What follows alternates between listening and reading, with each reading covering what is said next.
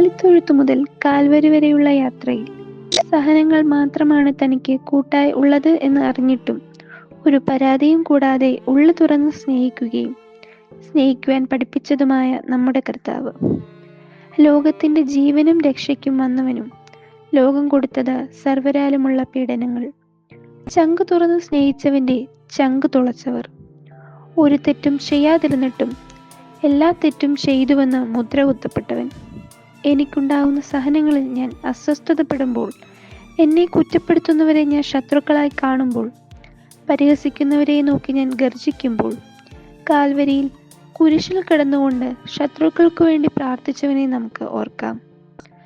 സ്വർഗീയ പ്രവേശനം സ്വന്തമാക്കുവാൻ എളിമയുടെയും വിനയത്തിന്റെയും പാത നമുക്ക് മുന്നിലേക്ക് തുറന്നു തരികയാണ് ക്രിസ്തു.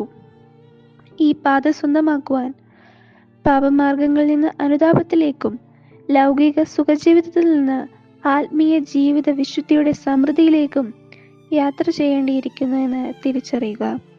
സ്നേഹത്തിലൂടെയും ത്യാഗത്തിലൂടെയും ജീവിതമാകുന്ന പ്രശ്നങ്ങളെ മറികടന്ന് ഈ വലിയ നോമ്പ് എല്ലാവർക്കും അനുഗ്രഹപ്രദമാകട്ടെ എന്ന് പ്രാർത്ഥിച്ചുകൊണ്ട് ആശംസകളോടെ നിർത്തുന്നു.